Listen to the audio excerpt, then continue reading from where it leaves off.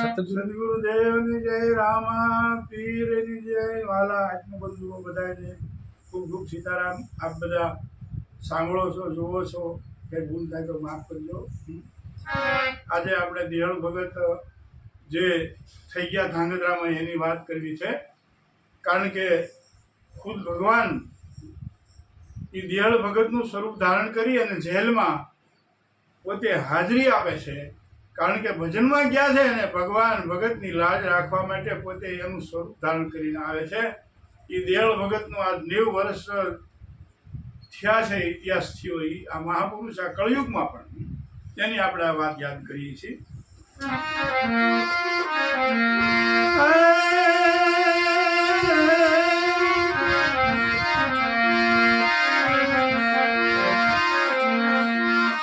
બાપનું ઢાંકણ બેટડો રે, અનવળી ઘરનું ઢાંકણ નાર,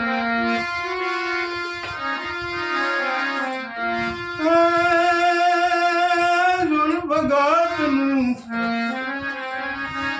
ઢાંકણ ગુદરું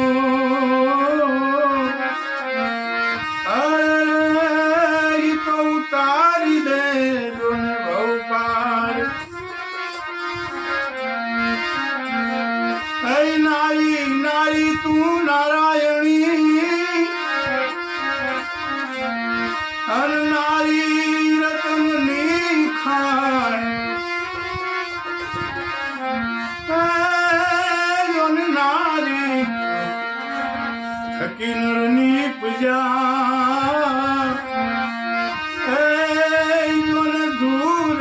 પ્રહલાદ સમાન. એટલે આ માને ધન્યવાદ છે કે મહાપુરુષો એ માને પેટે જન્મે છે.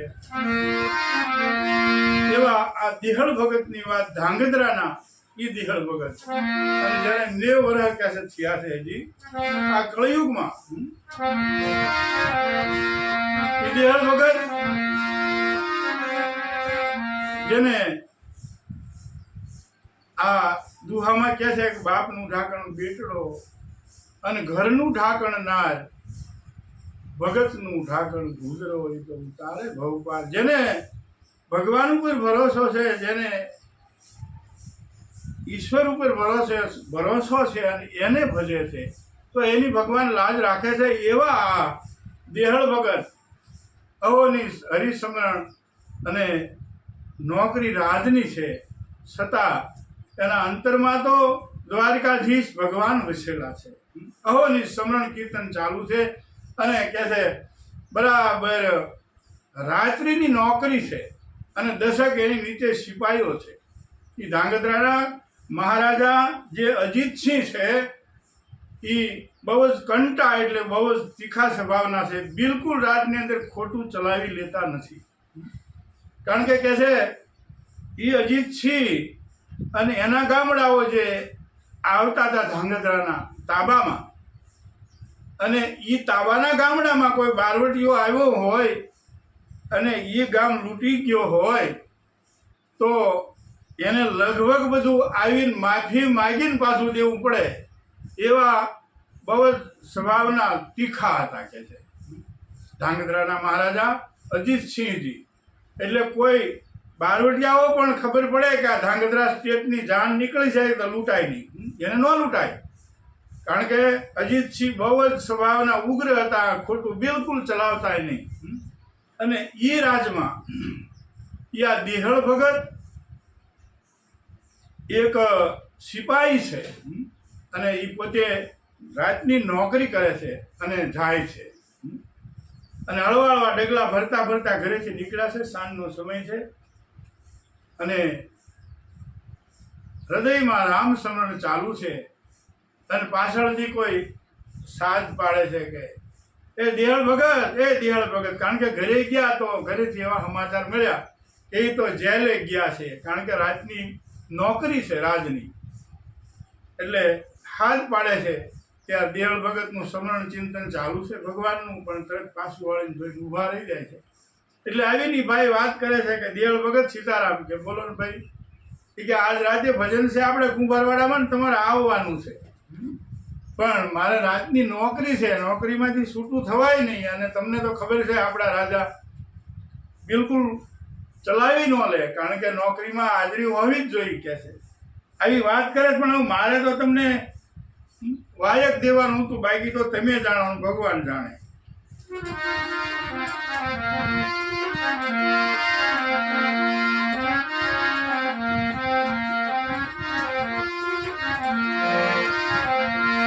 એવા દેહળ ભગત ભક્તિ કરે,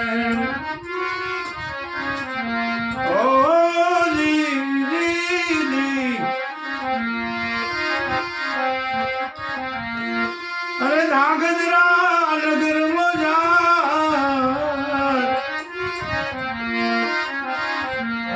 આવા દેહળ ભગત ભક્તિ કરે. ઓ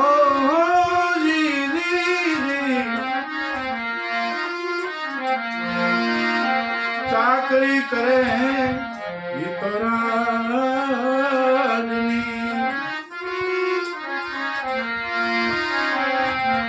અને જેલના હતા ઈ જમાદાર,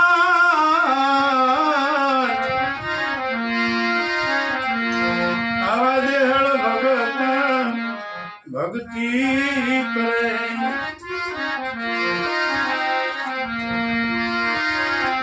એવા વાય કરે આવ્યા ભજન ભાવના,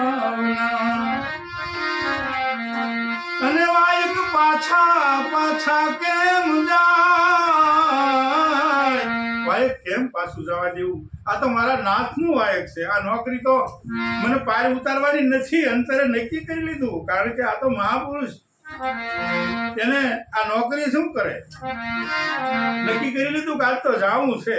ભજનમાં કેમ વિક્ષેપ પડાય?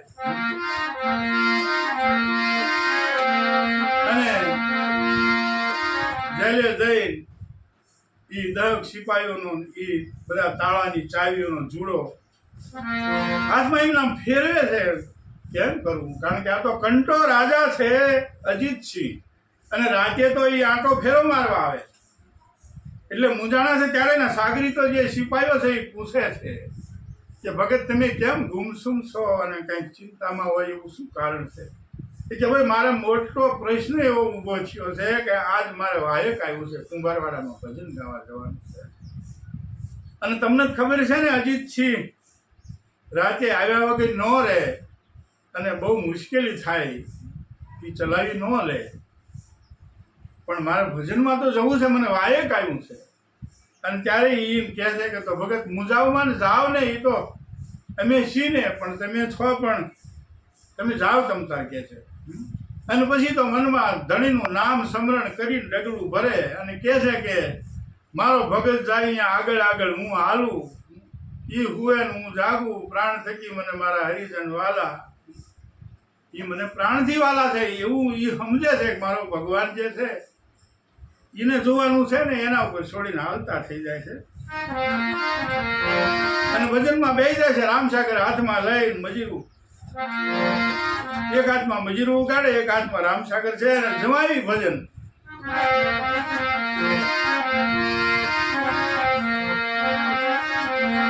અને એટલા ભજનમાં ભાવ વિભોર થઈ ગયા, અને ભગવાનની યાદી કરતા કરતા એક ધારા આંગુડાની ધારા ચાલુ છે, સમયની ખબર નથી.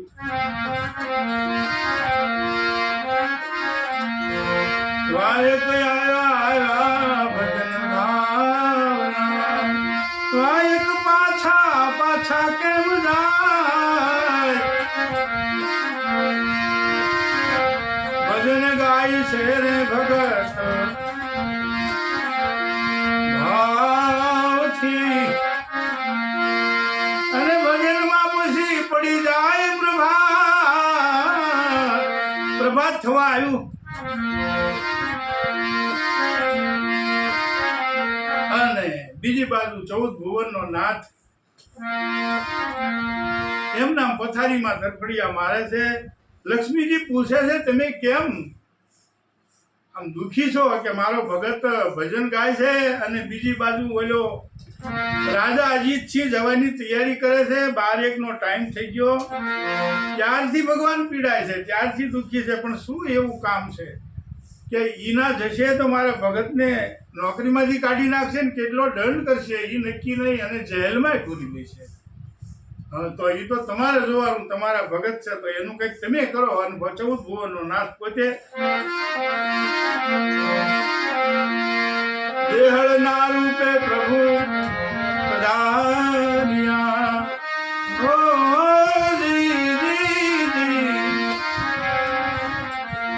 અને જેલમાં હરિની હાજરી હોય. 14 ભુવનનો નાથ દેહળ ભગત થઈ નાથમાં દંડો લઈને ઊભો છે. ઓલા બધા રાજી થઈ ગયા, ભગત જટ બી આવ્યા તમે? કે હા. એક બાજુ ચાવીઓનો જુડો મોટો પડ્યો છે અને ચોપડી બધાની સહીઓ કરવાની. એ રીતે દેહળ ભગતની હાજરીમાં દેહળ ભગત ના વહીવટ બધો.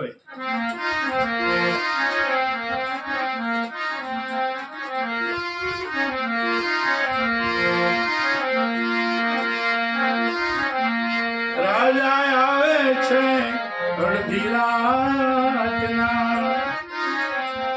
ઓ અને પાડે દેહળ ભગતને પોકાર, હે ભગત બહાર આવો કે. અને તરત જ 14 ભુવનનો નાથ ઈ પોલીસના લુગડા પહેર્યા છે, માથે ટોપી છે, હાથમાં દંડો છે, અને હાથમાં ફાનસ લઈ અને ઈ ચોપડો લઈને પોતે બહાર બોલાવે છે ને આવે છે. મહારાજ સીતારામ, નમસ્તે. હા, હવે લાવો ઈ ચોપડો લાવો અને બધાની સહી કરવી તો છે ને.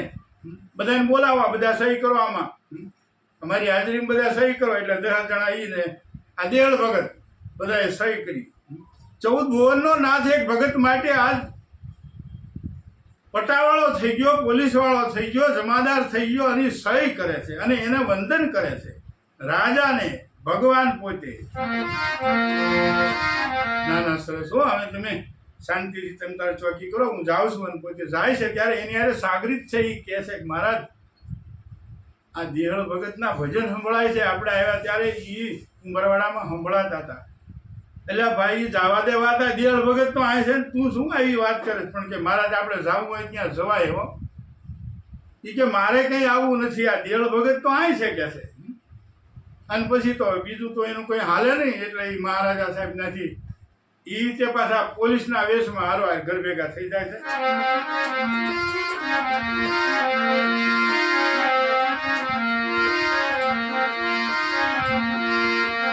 ભગતોની ભેરે વાલો મારવા આવ્યો,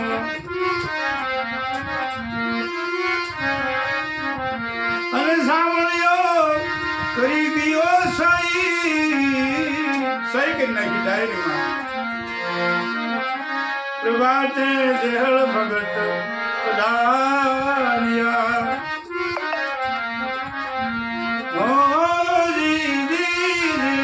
પ્રભાત થઈ ગયું છે. ઓહો.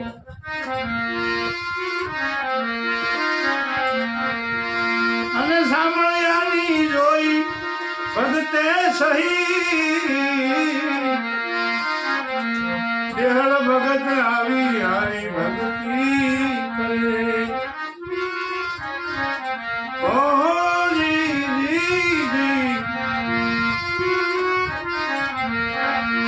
અને ધાંગધ્રા નગરમાં જાય,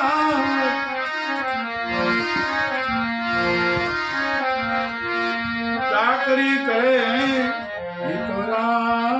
રાજની.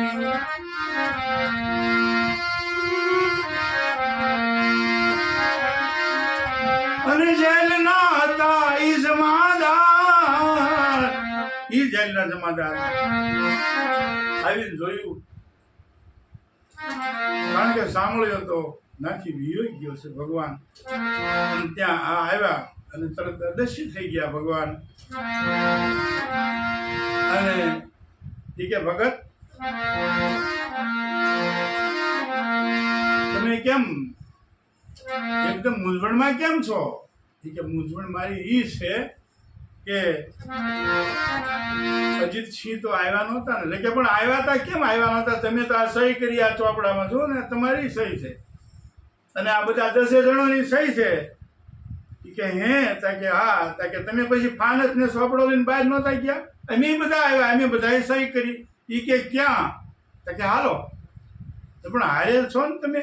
અને જઈને જોયું તો ના, બધા ઉભેલા 14 ભુવનનો નાથી સહી કરી ગયેલો. એ ધૂળ લઈ લઈને સોપડવા માંડ્યો. એ ભગત અને આળોટવા માંડ્યો. વાહ મારા નાથ, એ ભગવાન તમે મારા માટે એક જમાદાર થઈ ગયા. અને અંતરમાં વેદના ઉપડી કે હે મારા નાથ, મારી લાજ રાખવા તમારે આવવું પડ્યું.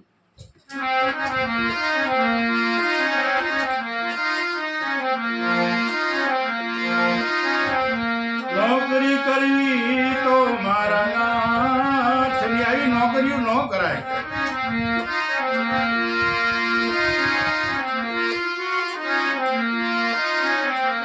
અને બીજાની નોકરી ન હોય, નોકરી કરવી તો મારા નાથની. અને નોકરી બીજાની ન હોય, કહે ધીરજ કર જોડીને. અને સાચાનો સાંભળ્યો શિરતાર, દેહળ ભગત આવી ભક્તિ કરે. ઓ દીદી.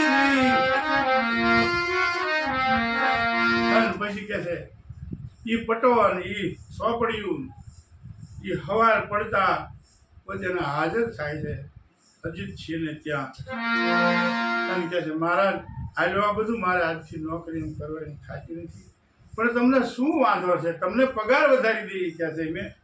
કે ના મહારાજ, એ મારે પગારની કંઈ જરૂર નથી, પણ તો તમને વાંધો શું છે કે તમે નોકરીમાંથી નીકળી જાઓ છો? કે મારા એક વાંધો છે મહારાજ, કે મારા ભગવાનને ઠેઠ દ્વારકાથી વૈકુંઠમાંથી આ નોકરી કરવા આવવું પડે. એ મને કે પોહાતું નથી. એવા આ દેહળ ભગતને આપણે કોટી કોટી વંદન કરીએ. જય ગુરુદેવ, જય સીતારામ, જય રામદેવજી મહારાજ.